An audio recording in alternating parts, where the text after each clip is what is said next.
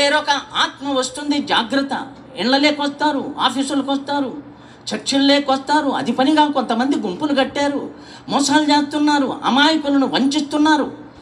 దేవుడు మీ వద్దకు పంపమని మాతో మాట్లాడారు, వెళ్ళమని, అందుకనే వచ్చామంటారు. ఏమేమో మోసాలు చేస్తున్నారు, అమాయకులు మోసపోతున్నారు. వేరొక యేసు, వేరొక ఆత్మ. మూడవది వేరొక సువార్త. నిజమైన సువార్త కాకుండా వేరొక సువార్త. ఒకసారి మేము సువార్తకి వెళ్ళాము గ్రామానికి. ఆ గ్రామానికి ఎవ్వరు సువార్తకి ఎప్పుడూ పోలే, చాలా రిమోట్ ప్లేస్ అది. అక్కడికి వెళ్ళి మనం వాయిద్యాలు వాయించి బాగా పాటలు పాడేసరికి ఊరంతా గుంపుగా వచ్చారు. వారంతా చాలా ఆసక్తిగా పాటలు విని వాయిద్యాలంతా చాలా సంతోషించారు. ఇప్పుడు ఒక బ్రదర్ని సువార్త చెప్పమన్నాం, మన బ్రదర్ని. ఆయన ఏం చెప్పాడంటే సువార్త వాళ్ళని అడిగాడు, మీకు గవర్నమెంట్ ఏమన్నా మేలు చేసిందా అని అడిగినారు. వాళ్ళు ఏం చేయలేదన్నారు. హాస్పిటల్ కట్టించినారా అన్నారు, లేదయ్యా అన్నారు. మీకు స్కూల్ కట్టించినారా గవర్నమెంట్, లేదయ్యా అన్నారు. మీరు పిల్లలకి ఏమన్నా ఉద్యోగాలు ఇచ్చినారా, లేదయ్యా అన్నారు. పెళ్ళిళ్ళు చేశారా, లేదయ్యా అన్నారు. మీకేమన్నా పొలాలు భూములు ఇచ్చారా గవర్నమెంట్ అంటే, లేదయ్యా అన్నారు. ఇప్పుడు ఈయన ఏం చెప్పినాడంటే, యేసు ప్రభువు నమ్ముకోండి, అన్నీ వస్తాయి. మీ పిల్లలు బాగుపడతారు, ఉద్యోగాలు వస్తాయి, పెళ్ళిళ్ళు అవుతాయి, స్కూళ్ళు కడతారు, కాలేజీలు వస్తాయి, హాస్పిటళ్ళు వస్తాయి, అన్నీ చెప్పి యేసు ప్రభువు నమ్ముకోండి, యేసు ప్రభువు నమ్ముకోండి అని చెప్పి ముగించినాడు. ప్రార్థన చేసి ఇంకా మేము బయలుదేరి వచ్చేటప్పుడు వాళ్ళకి చెప్పాం, అమ్మా పోయిస్తామమ్మా అన్న, అందరికీ వందనాలు, యేసు ప్రభువుని నమ్ముకోండి, యేసు ప్రభువుని నమ్ముకోండి అని చెప్తే వాళ్ళు ఏమన్నారు తెలుసా?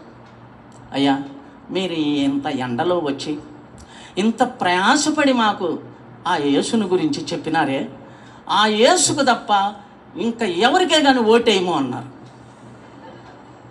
అంటే అది ఎలక్షన్ పీరియడ్ అనుకున్నారు వాళ్ళు. యేసు ప్రభు అంటే ఒక ఎమ్మెల్యే అనుకున్నారు. మనోడు చెప్పిన సువార్త అట్లుంది. సువార్త ఇదా, స్కూల్ ఇస్తారు, హాస్పిటల్ కట్టిస్తారు, మీ పిల్లలు బాగుపడతారు, మీకు పెళ్ళిళ్ళు అవుతాయి, మీకు ఉద్యోగాలు వస్తాయి. ఈ సువార్త చెప్పాడు మనోడు ఇన్ని సంవత్సరాలు నేర్చుకొని. సువార్త మరి ఒక సువార్త. ప్రజలు మోసపోతున్నారు. అసలు సిసలైన సువార్త ప్రకటించడం అపోస్తుల ద్వారా ఉంది. మనం అది నేర్చుకొని చేస్తున్నాం. మరి ఒక యేసు, మరి ఒక ఆత్మ, మరి ఒక సువార్త ఉంది కనుక మోసపోతారు, జాగ్రత్త పడండి అని ఆ యొక్క యేసును, నిజమైన యేసుని యోహాను చూపిస్తున్నాడు.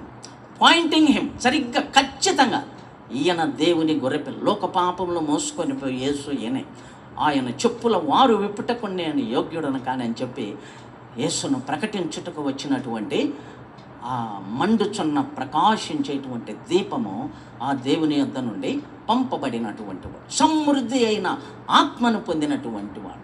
పంపబడిన వారు ప్రభువు కొరకై సమృద్ధి అయిన ఆత్మను పొంది ప్రజలను ప్రభువులోకి నడిపించటానికి సాక్షులై ఉండుటకు మనల్ని ఈ లోకమునకి పంపాడు. అనేకుల ఆకలి దాహము తీర్చటం, అనేకులు అలమటిస్తున్న ప్రపంచం ఇది చీకటితో నిండిపోయింది. ఎంతగా దేవుడి కొరకు ప్రయాసపడుతున్నారు, ప్రలాపిస్తున్నారు. మనలో ఏమి జరుగుతుంది, మనం ఏం చేస్తున్నామనేది ఒక ప్రశ్న. ఆయన ఎందుకు పంపినాడు మనం లోకములోకి? మన అనేకుల దాహము తీర్చి ఆకలి తీర్చుటకు. చూడండి, ఇంకొక వ్యక్తిని చూపిస్తాను నేను. ఆదికాండము 48వ అధ్యాయం. ఆదికాండం గ్రంథం